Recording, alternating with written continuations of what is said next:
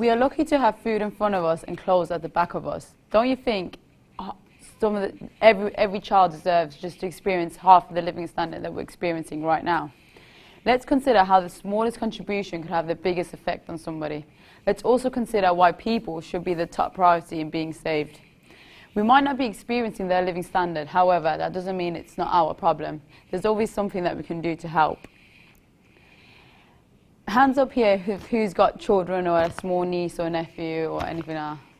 Okay, so many people think that when you're homeless or you are abandoned on the street or you don't have a home to go to, or you're starving, it's a biological factor, or it's a physical factor.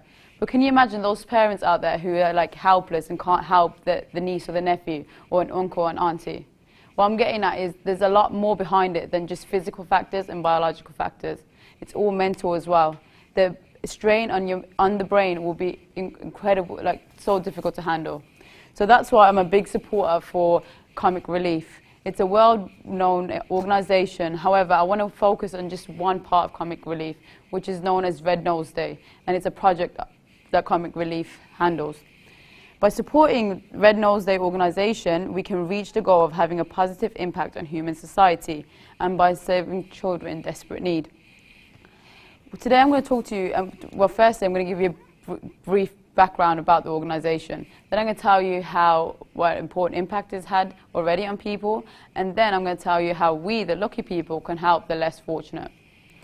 The world needs to work together to stop poverty. Red Nose Day had a dream and a vision to save every person. However, that's not realistic, but saving one person is better than saving none. So it started all in Great Britain in 1988.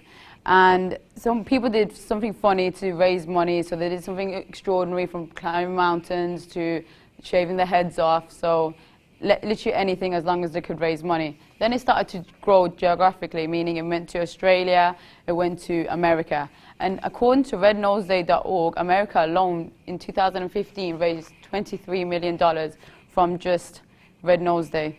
So the slogan of Red Nose Day is laugh, give and save a kid.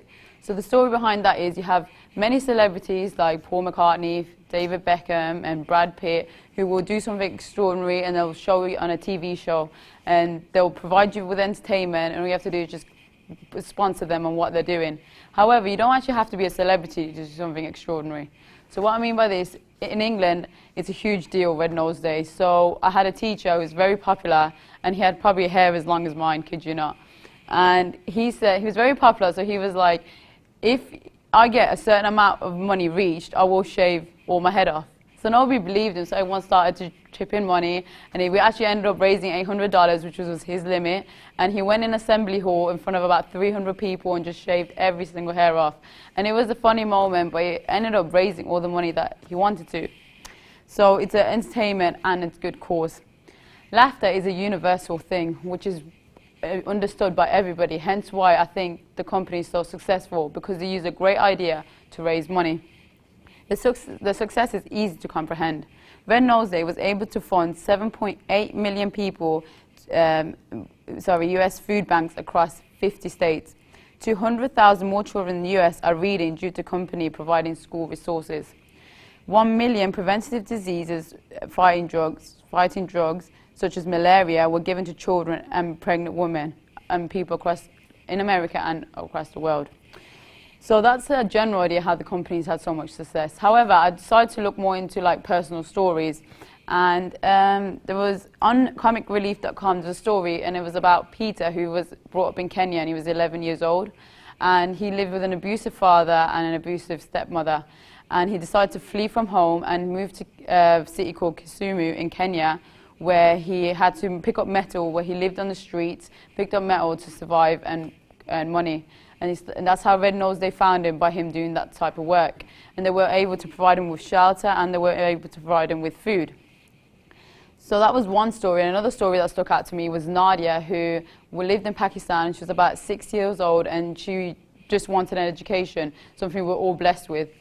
And instead, Red Nose Day found that that area was lacking severely in education, so they decided to provide them and the schools with money, allowing Nadia and other children to have an education.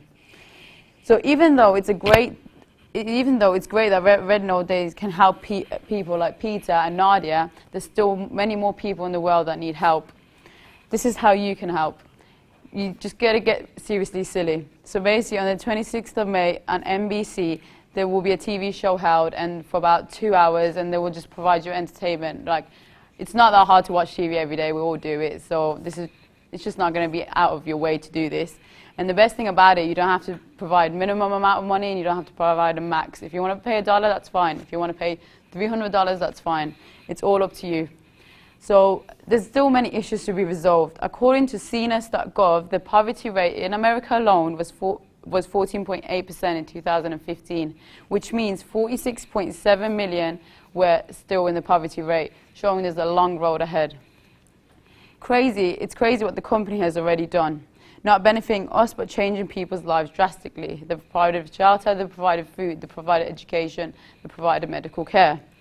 To help stop misery across the world, please contribute even the smallest amount, because without our help, the company wouldn't exist. Not only would you have done a good deed, but you would have helped people with the dream of just having food in front of them or learning in school. It's something we automatically have been blessed with.